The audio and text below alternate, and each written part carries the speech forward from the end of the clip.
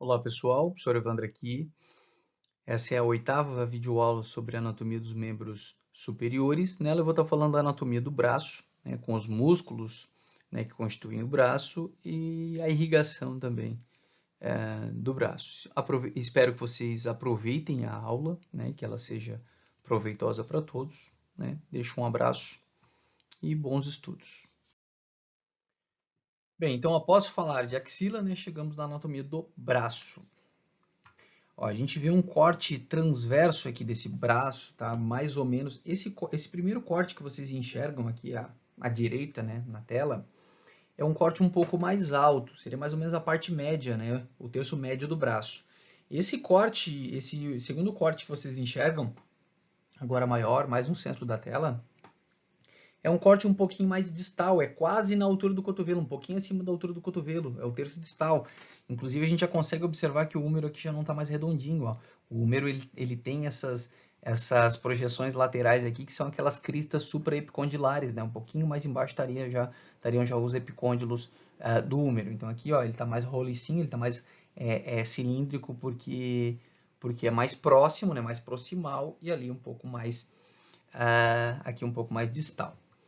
Vejam só, agora a gente já sabe, né? Eu expliquei para vocês que a gente tinha lá na superfície a pele, né? De superfície para profundidade, o tecido celular subcutâneo, a fáscia profunda. Então chegamos aqui na fáscia profunda, ó.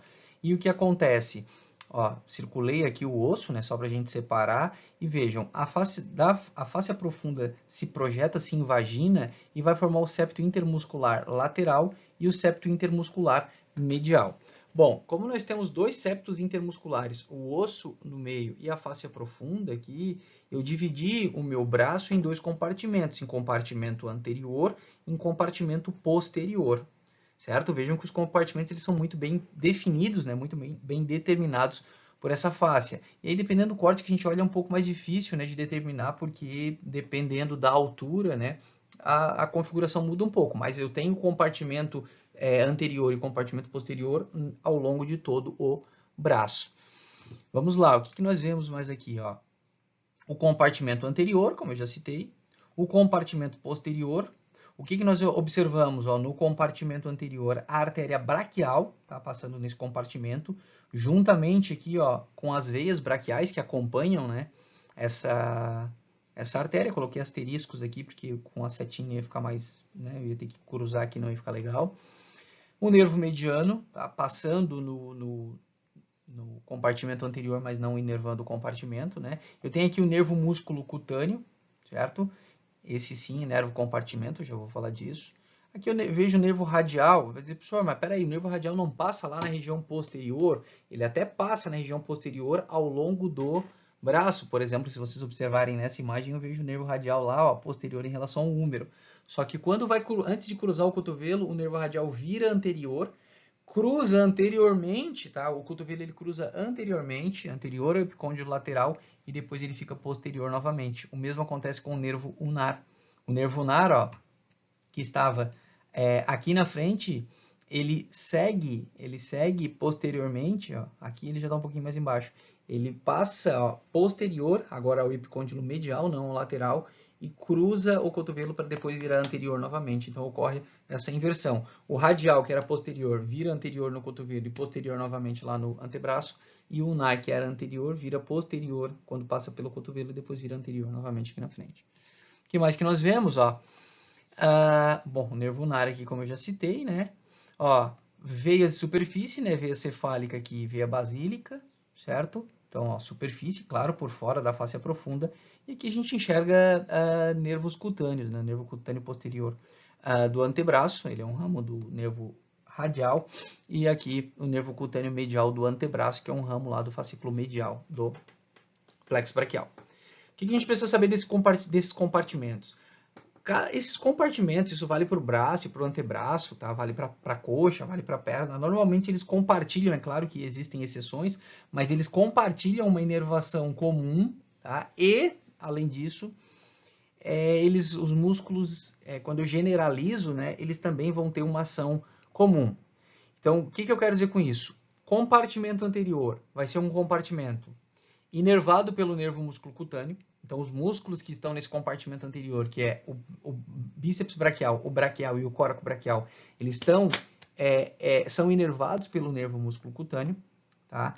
A ação principal, generalizando, depois a gente vai falar de músculo por músculo, mas generalizando, vai ser de flexão de cotovelo e supinação do antebraço, tá? Então, ó, pronado, ó, supinado, tá? Então, supinação de antebraço e flexão de cotovelo. Tem músculo que faz outras funções? Sim, mas generalizando, quando a gente pensa no compartimento, essa é a principal função do compartimento. E a irrigação? Esse compartimento anterior vai ser irrigado pela artéria braquial. Essa artéria que nós vemos aqui, certo? No compartimento posterior, o que nós vemos? Ó, nós vemos um único músculo, né, que é o tríceps braquial. O músculo desse compartimento, embora tenha 3 cabeças, ele vai ser extensor de cotovelo, então função, extensão de cotovelo.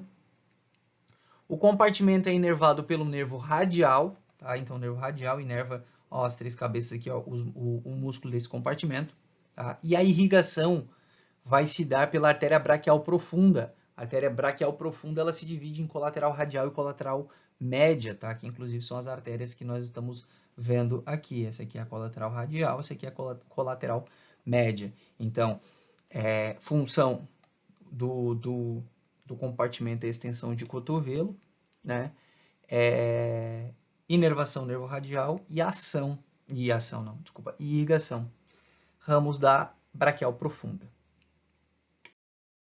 Seguindo daí a gente vê os músculos, né, agora de forma isoladas, presentes no braço, que são os 4 músculos que eu acabei de citar. Primeiro, no compartimento anterior aqui, eu mostro para vocês o músculo bíceps braquial. O bíceps braquial ele vai ter, ó, uma cabeça longa, que é essa lateral, e uma cabeça curta, que é a cabeça medial. A cabeça longa, ó, então vamos à inserção. A inserção proximal da cabeça longa é o tubérculo supraglenoidal, lá em cima, ó.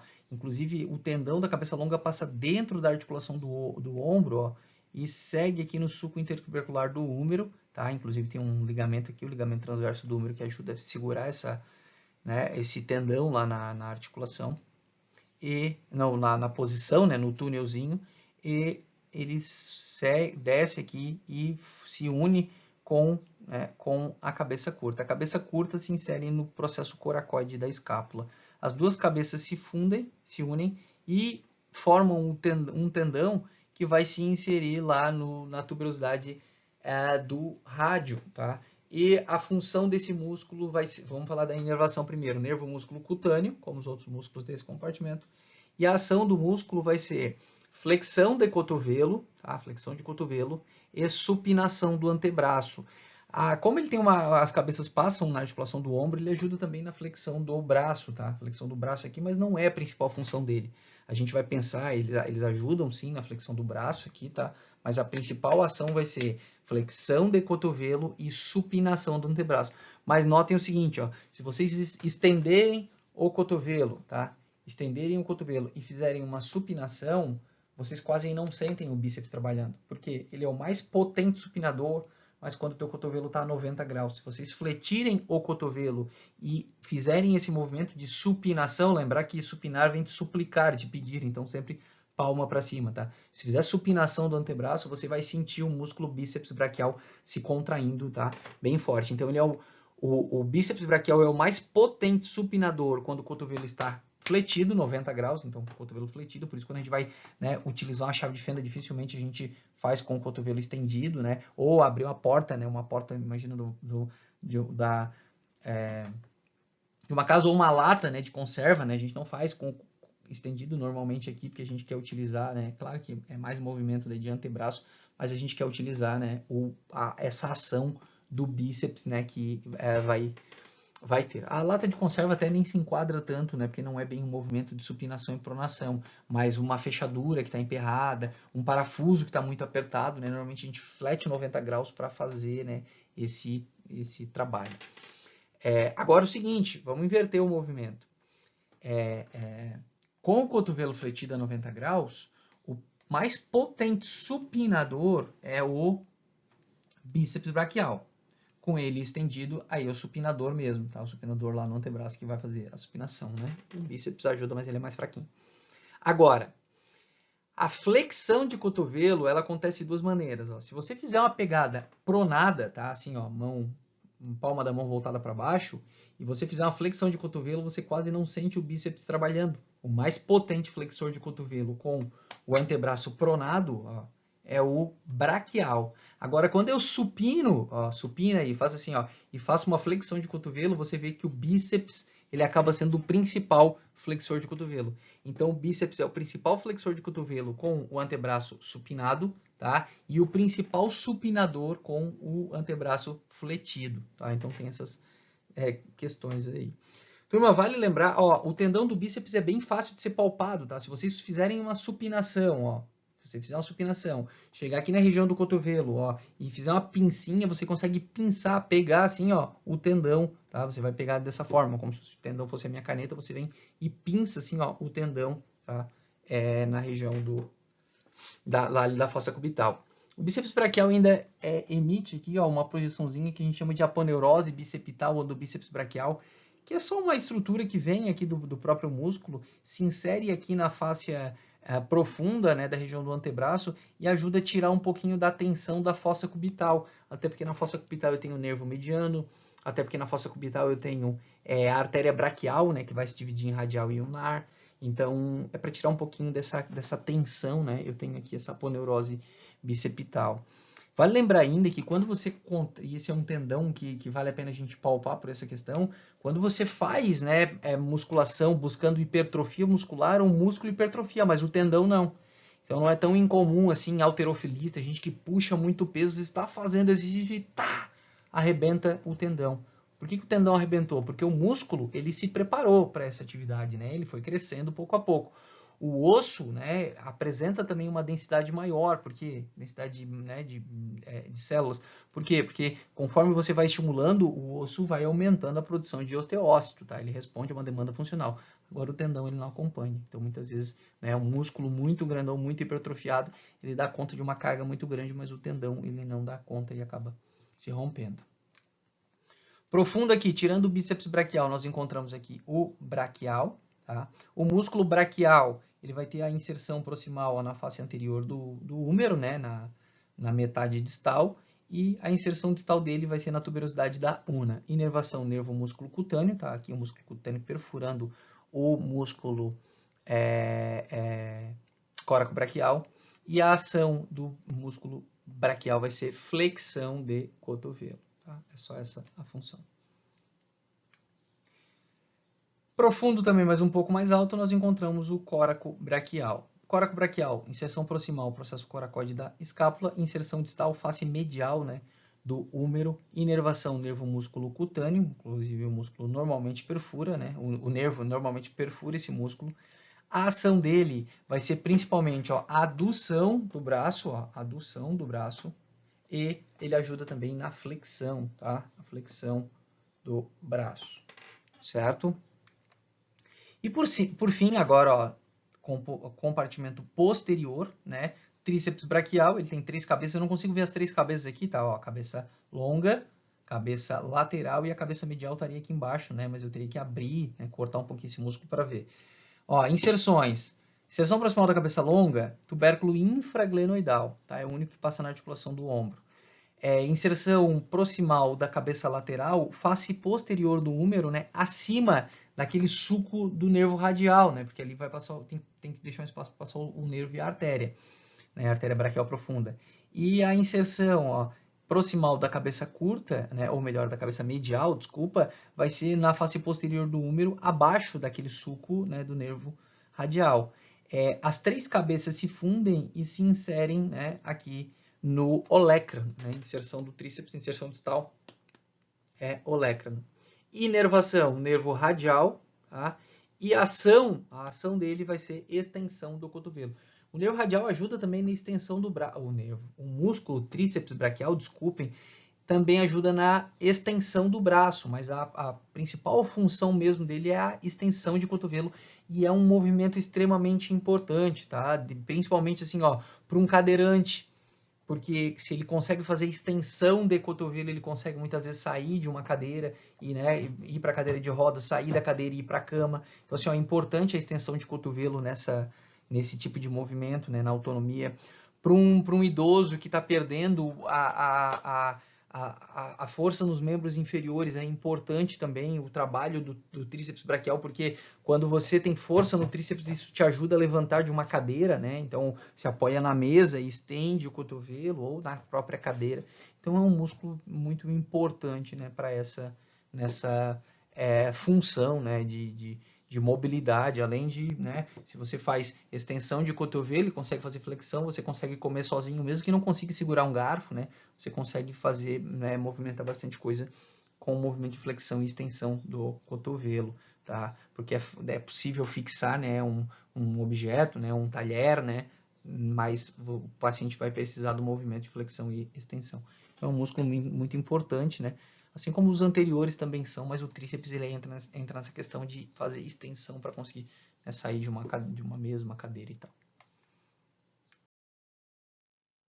Irrigação do braço.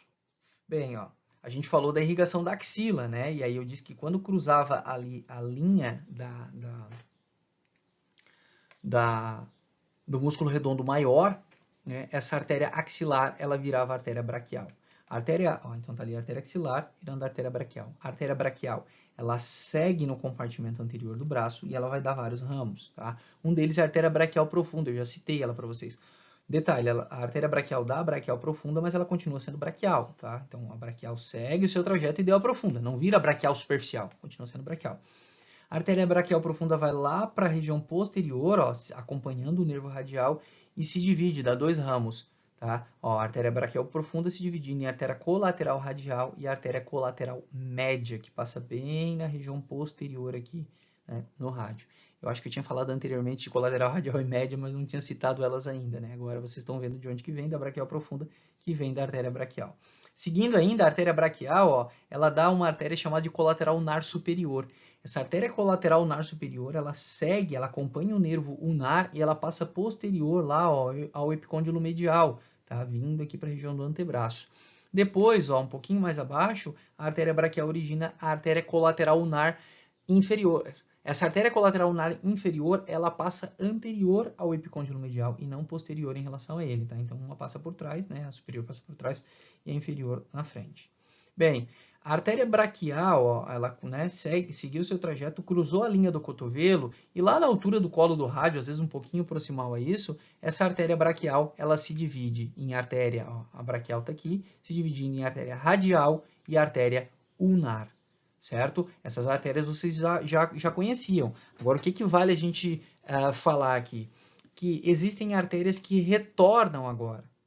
Na verdade, não é bem que a artéria retorna. Se a gente for verificar, ó, se a gente for acompanhar a artéria colateral radial, que é um ramo da braquial profunda, é como se essa artéria colateral radial viesse lá da braquial profunda, que veio da braquial, descesse aqui, ó, e entrasse novamente na artéria radial. Tá? É como se fosse isso. Mas didaticamente eles dividem do seguinte, ó, é como se essa artéria estivesse descendo e tivesse um toquinho aqui, ó, saindo da radial e subindo, certo? Então tem artérias que considera-se que sobe e elas fazem anastomose no meio do caminho. É assim que é considerado, tá? Didaticamente. Então vejam, ó, a artéria radial, ela dá um ramo que recorre, que retorna, e aí nós vamos chamar de artéria recorrente radial. Essa recorrente radial, ela recorre e faz anastomose com a colateral radial que está descendo, certo? A ulnar também faz isso. Só que a ulnar, como eu tinha aqui duas colaterais unares, eu vou ter que ter duas recorrentes unares. Então, eu tenho a recorrente ulnar posterior, ó, que está recorrendo, passando aqui posteriormente e fazendo anastomose com a colateral ulnar superior. E eu tenho a recorrente ulnar, ó, anterior, que está subindo e fazendo anastomose com a colateral ulnar inferior.